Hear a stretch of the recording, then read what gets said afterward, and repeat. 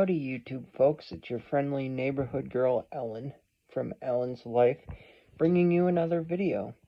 I just dawned on something as before I go to bed. I haven't made a video in a while. I know I've been still dealing with a lot of things, and as I mentioned in my last video about losing the family pet, I believe I posted that video up. Anyways, I'm still dealing with that, obviously, and life in general, but I just realized that I haven't made a video in a while, and I probably should, because I spend more time watching YouTube than I actually do making videos, admittedly, especially when I'm not always 100%, and I'm getting better about the loss of my cat, but still missing the cat, obviously. It gets better, though. Still have to put her grave marker up. I can show you her site when it's all done, if any of you are interested in seeing that. I don't know if that's a little too morbid for YouTube, and if I should do that, or if that's something you guys would want to see, please let me know. But yes, I know some people do like to go ghost hunting in graveyards at night on YouTube. I just don't know if it's something I personally feel is the right thing for my channel, but, you know, as far as showing the cat where she's buried, but it is on the property. But if you guys want to see it, I will definitely show you her grave site, especially after I put her gravestone in place with my dad. It's not really a gravestone, it's a grave placard, because it's made out of wood, but it's made to look like an old school grave marker from like the 1800s. I just thought it was more fitting, obviously because of my love for vintage, and obviously because the cat being older, and just, I believe animals perceive things in a different way than humans do. So I wanted to go all out for her, and I found this, and I thought it was the best design for her grave site. And also I put some stones over her grave too, with a flower that's since died off, so I will have to put another one out this next year when it's summertime again where I live. But anyways, yeah, when I think about the cat, sometimes it's upsetting to me a little bit, so I'm gonna move on to another topic that's more lighthearted. The topic that I want to, talking about her is really just,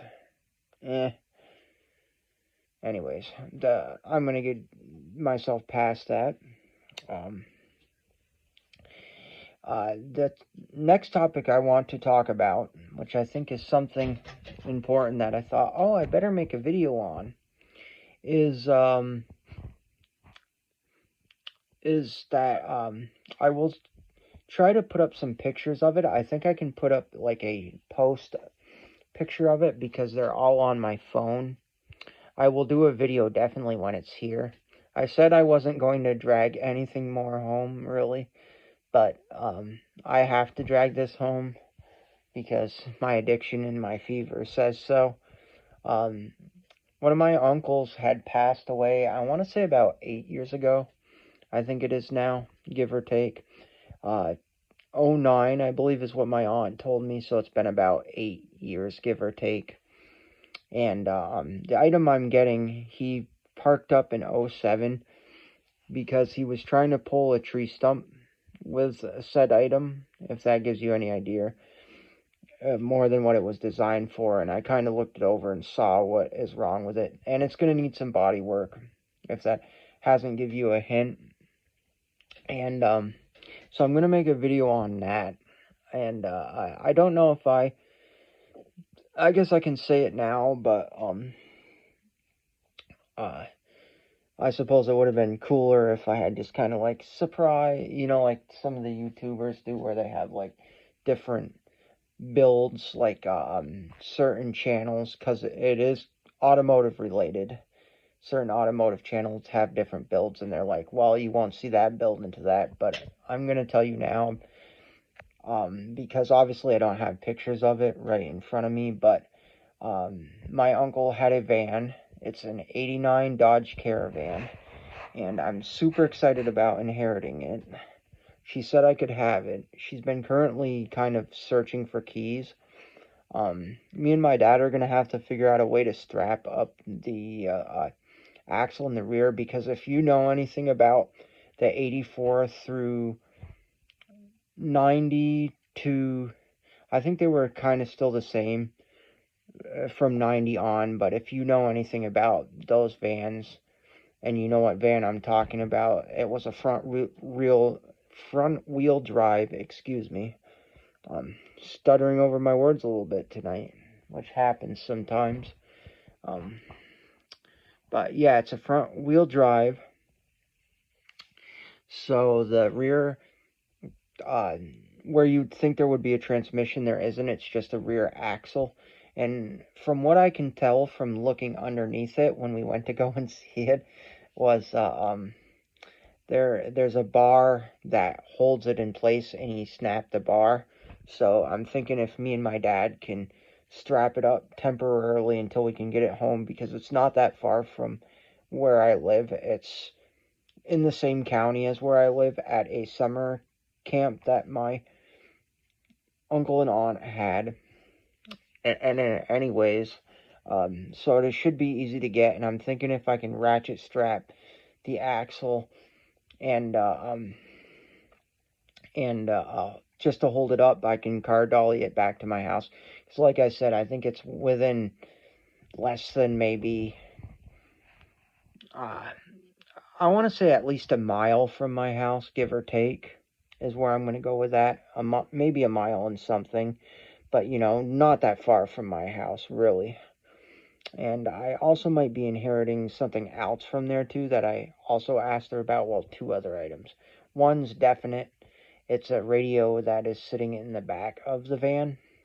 But the third item is an old Ariens riding mower. Again, I said I wasn't going to drag any more stuff home, but that's something that somebody gave him, and he put Grandpa on the side of it, and I think he was going to put Pepe, because he had grandkids, and he used it to tow them around with, and it still has the mower deck. It's a rear engine rider with a pull start Briggs & Stratton. I'm going to say 12, and it looked like the industrial H-C engine, if those of you who are familiar with those. I just would really like to have that too, because it was my uncle's, but mainly the van, because I'm going to try to make that my first daily driver.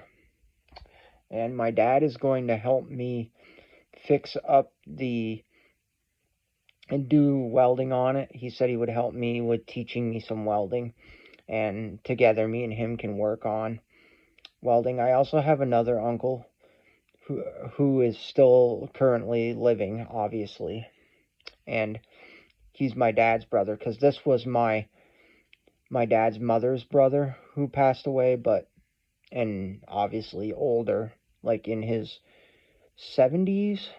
But I have another uncle who is my dad's brother, who's still currently, like I said, living, and has all the metal equipment because he does duct work.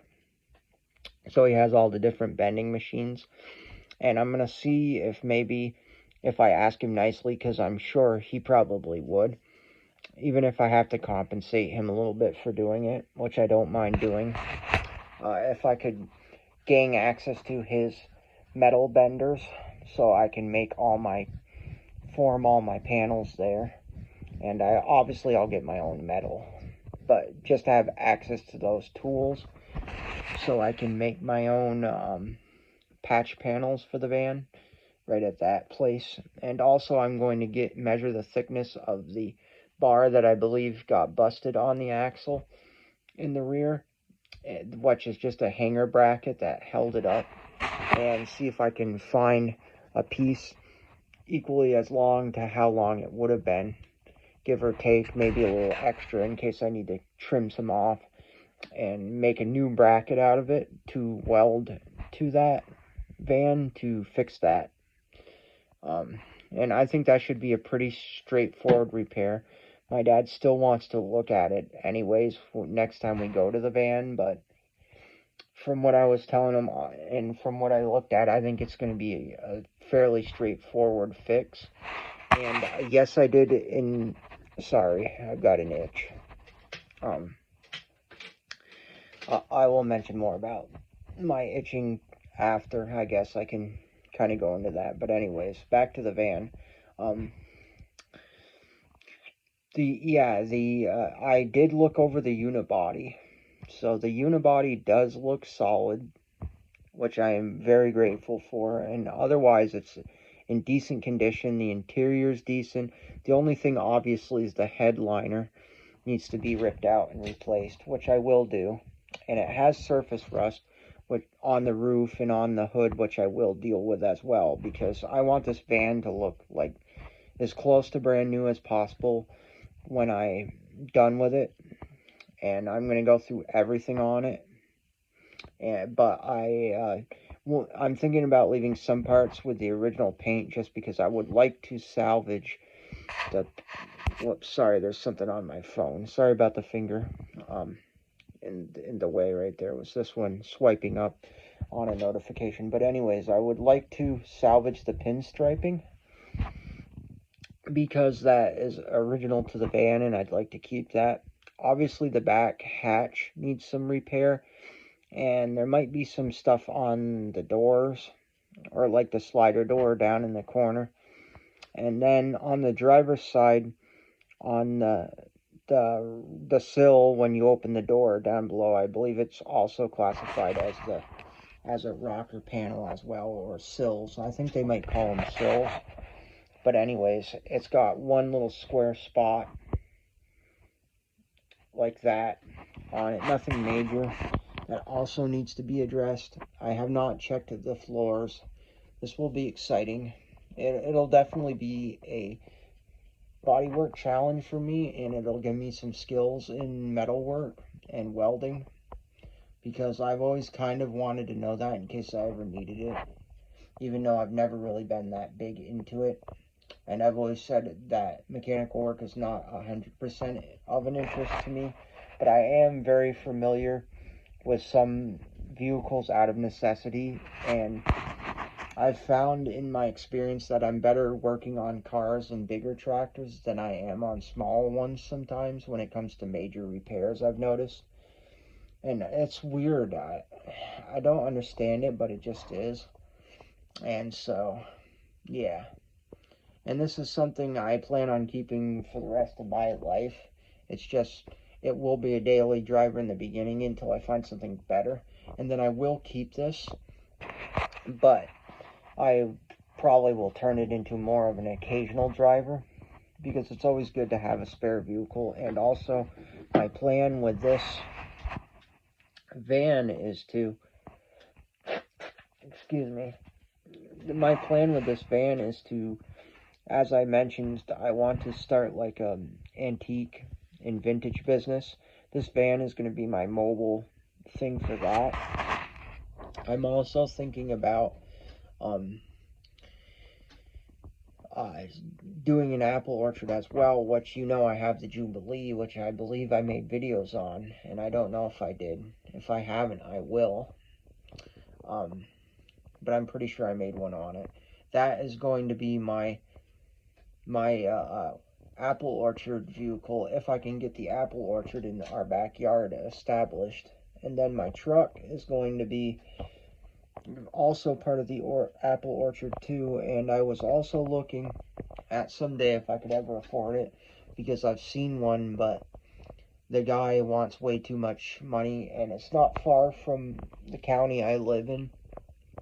And anyways, the guy is selling a Ford panel van from the 1950s. I think it's like a 54, 55, or 56. I forget what he has on it. I want to say 55. or something like that. And anyways, it's super cool. If I could afford it, I would buy it. It's original patina.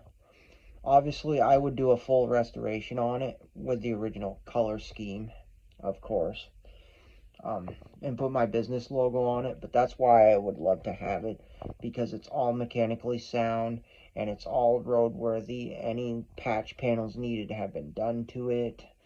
And so essentially, it's a survivor, a really solid survivor.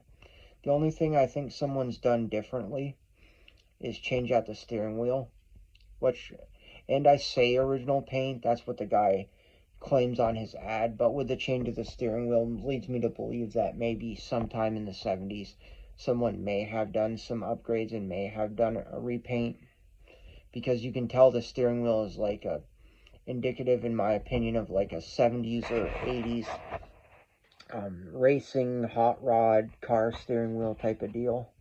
And I know for a fact that wouldn't be stock in it. Not that I care that much, but you know what I mean. That's what leads me to believe it's an older restoration, but not exact original paint, per se. Unless that guy did it himself, but still pretty cool. And I like that it's a survivor vehicle.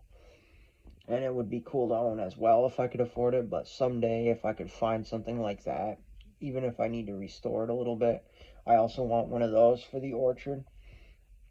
Because then the truck and tractor could mainly just be at the orchard, and I could use the panel van as my apple delivery, because my plan is to, when I start the orchard, and I can get into some logistics about apple orchards once I get around to it and can make a video for those of you who might find some benefit in that if you want to open an apple orchard, because I do know the basics about it. And so what I'm going to do is, if I had the panel van, like I was saying, that would be a perfect, I think it would fit the motif of my business and how I like to use older equipment and really blend in with it. And that would be good for hauling my apples to, like, say if place buys a whole bunch of them and I sell them by the bags full, you know, delivering to maybe to customers, or most likely they might come to me, but in the event, or if I decided I wanted to set up at the at one of the local farmers markets, I could do that and bring my bags of apples to that farmers market, because that's what I think I'm going to do, is possibly bag a lot of apples, is what I'm thinking about doing. But then again, I haven't fully decided. I may just change my mind and just have it a pick your own, buy a bag. But the problem is I don't know, it's just, to me it seems a lot easier when you can just regulate, fill the bags of apples and sell them at one price, weigh them that way when you pick all the apples and you put them in bins, I feel like you can actually, that gives you a chance to weigh and see how much crop you made that year, so you can calculate how much funds you've made. It versus pick your own apples is more like, that works too, and yeah, you're selling them $2 a bag, give or take. I don't know if the rate's gone up. I think it was $2 last I knew. But anyways, and you're still making money, but you kind of don't really, per se, know how much you've yielded in that year. And also, I don't have a tabletop scale to fully keep track of that. So therefore, I have a countertop scale, but it needs to be fixed up. And but I also have a floor scale, so is it more worth me floor scale versus tabletop scale? Because there are a lot of people that have those ones, it's pick your own apples, so they can weigh what you have in them. But I don't know, for me, I just feel like it would be a heck of a lot easier keeping track of things if I did picking the apples and bagged them and sold them by the bag. Because I do believe, and if I'm not mistaken, if you sell them by the plastic bags, like say you sell a dozen of them in a plastic bags, you get $3 versus $2 last I knew for them. So that's kind of my pro and con, is I can make an extra dollar doing this, but I have to process them.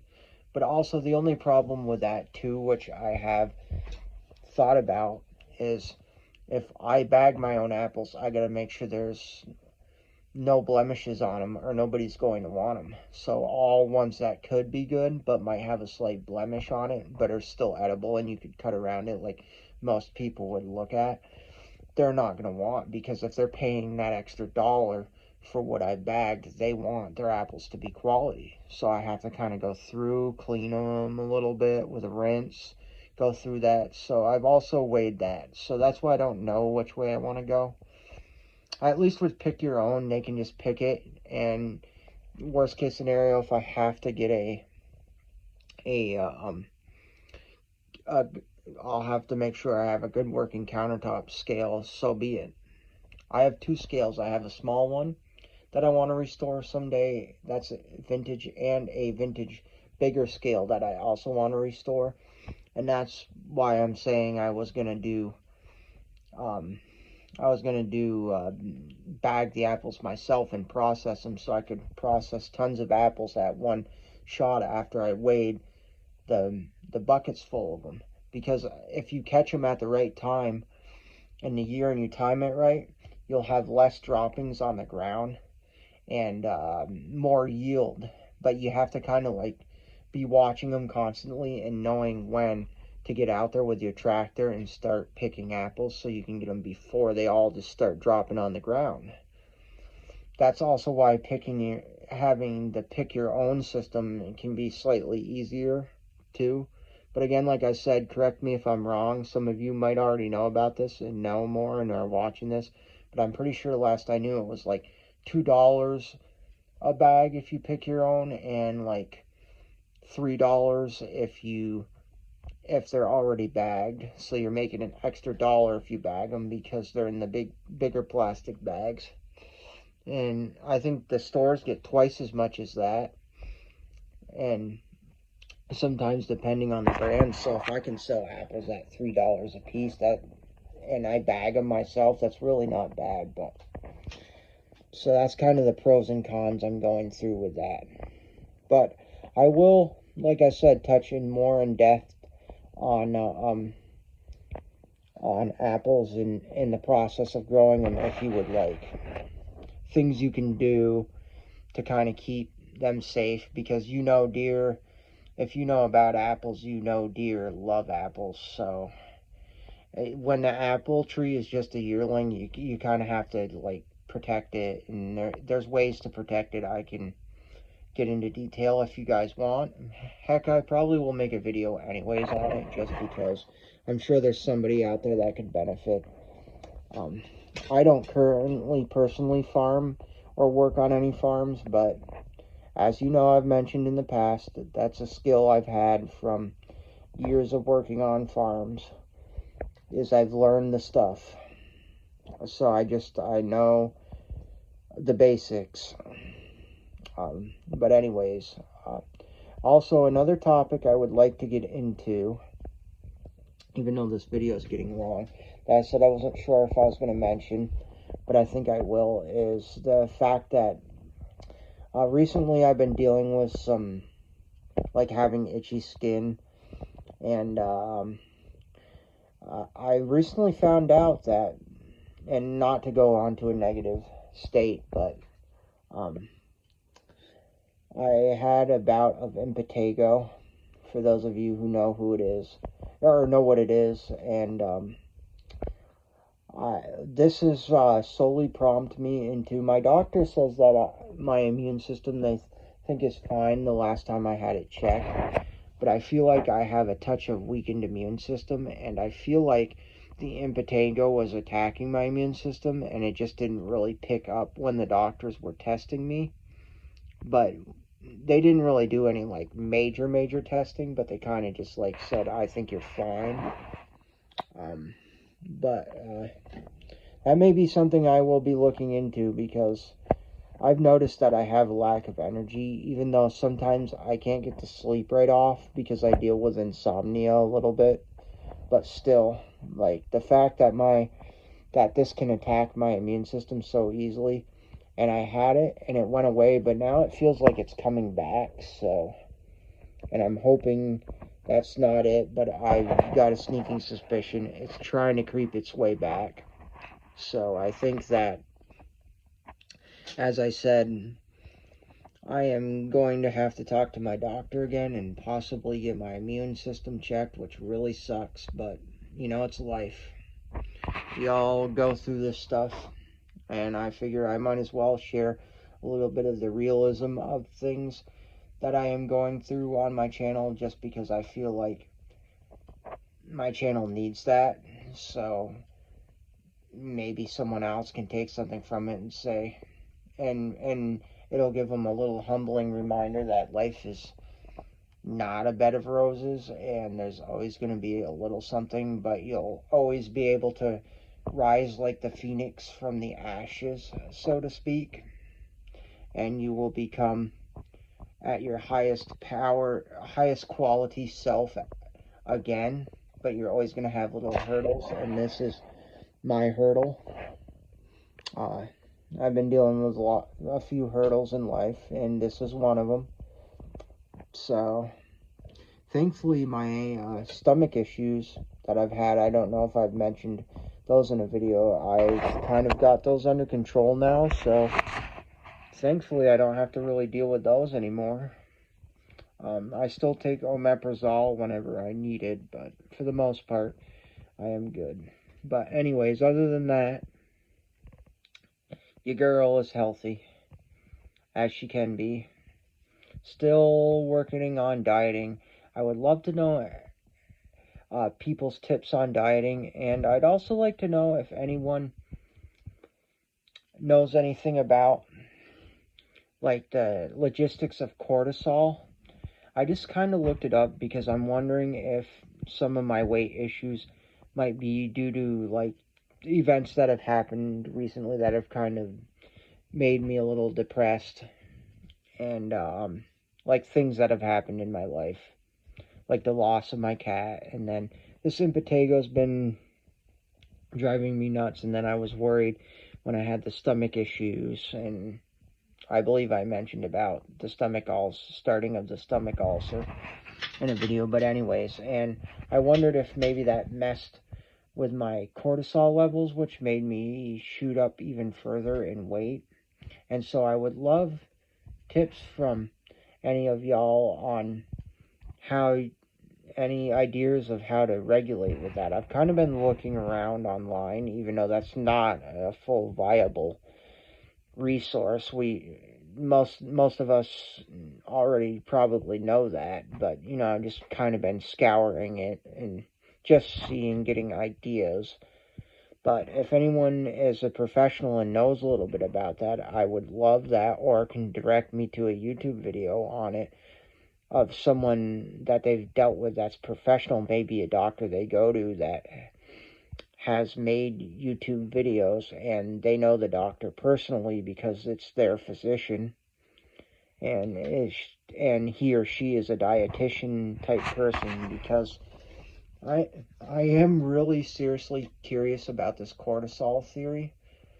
I've never really, I shouldn't say I haven't heard of the word cortisol per se, but I've never really done any research into the theory of it and how it fully works. I'm just basically of recent kind of learned the basics, but I'm a person who loves to learn things. I am very analytical in a lot of ways, and very like, if you know me in real life, if I don't know it already, I will figure it out if it's something that appeals to me, obviously.